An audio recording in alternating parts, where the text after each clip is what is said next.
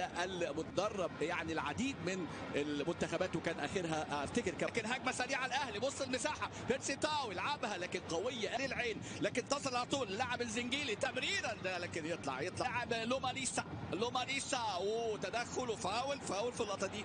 فاول على بيرسي تاو، فاول لصالح جويس. لوماريسا موتمبالا لاعب اللي بقول لحضراتكم هو لاعب سابق طبعا كان في فيتا كلاما. والحديث امامنا هنا عن فرصه خطيره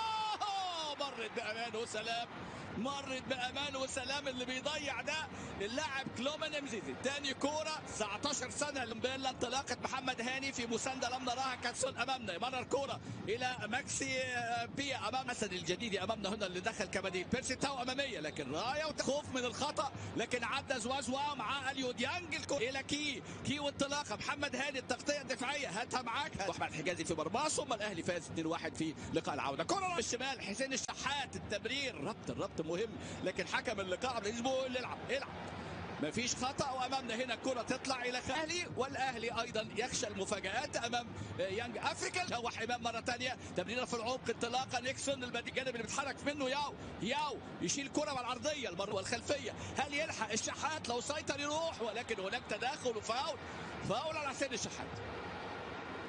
فاول حسين الشحات. ادي كره حسين. لقاء امامنا هو يانج افريكان التنزاني والاهلي المصري وحكم اللقاء ده فاول. خلاص فاول ولا تحت فرصه؟ لسه تحت فرصه. للوان تو مع كهربا حلوه الكره. حسين الشحات هي في البعيده ومحاولات عن طريق اللاعب الخطير امامنا هو اللاعب كي لكن المره دي مروان عطيه فاول يعني.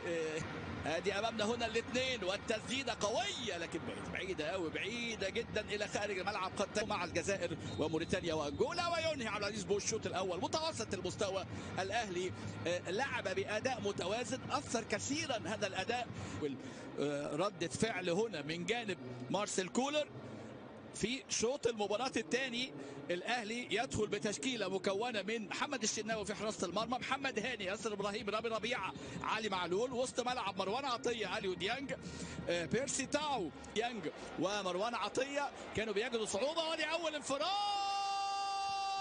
مش معقول يا راجل. خلص بيرسي تاو تخلص من الأول. بيتعازموا على بعض بيرسي تاو وكهربا في ربيعة قد يكون صاحب حلول. رامي الشوط الثاني ان شاء الله الاهلي يستمر على هذا التفوق. ودي الراسيه المره دي ولكن راسيه المره دي من المتقدم امامنا هنا رامي ربيعه. واولى 4 ركنيات في اللقاء ليدي يانج افريكانز المدور عليها والفعاليه ايضا. اللمسه الاخيره مهم. الشوط الاول كي ادي امامنا المرور عن طريق اللاعب اللي بيسدد عنده كوره وعنده مهاره لكن لسه ما عندوش خبرات. كليمنت امامنا، مزيز امامنا هو اللاعب صح. وادي الكره العرضيه خطر الكوره لكن يطلع على طول الشناوي. حسين الشحات تتكعبل في رجله الكوره لكن تروح لكهربا.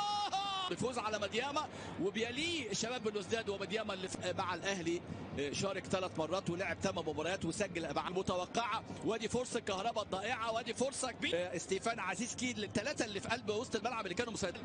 المرور عدى من محمد هاني لكن هنا تدخل هاني كان طبعا اخرها في النسخه الاخيره. وعلى فكره مالي طلعت الثالث كاس العالم للناشئين بعد تفوقها على الارجنتين. الزار مجاني التصفيات المؤهله لامم افريقيا. اخر مباراه تم تقديمها الى يوم 8 ديسمبر. تسديده الشحات القويه ولكن الى ركله ركنيه.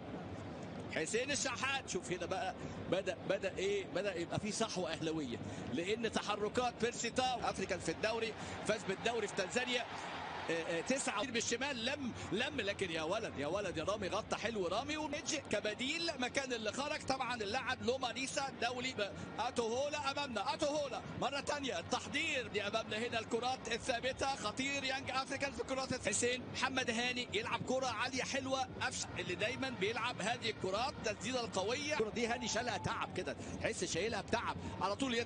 يلعب مع الفائز من اوكلاند سيتي من نيوزيلاند اسبانيا امام الارجنتين في بطولة الشحات يصلح كرة علي معلول عايز يلعبها بكعبه الكهرباء ولكن كريم فؤاد الحقيقة المميزين وبالأسماء المميزة مع النادي الأهلي. عمرو السولية خبرة كبيرة، تاريخ منذ انضمامه قادما من نادي الشعب، قادما كان في الإسماعيلي ثم انتقل للشعب. وادي امامنا خلاص عملها حلوة قوي علي معلول. انطلاقة علي عرضية ديارة كرة ملعوبة على طول، ركنية سادسة الأهلي كريم في السنوات الأخيرة، لكن ثقة كبيرة في كابتن علي أبو جريشة ورجال الإسماعيلي، ثقة كبيرة في كريم فؤاد بإضافة هدف اللقاء.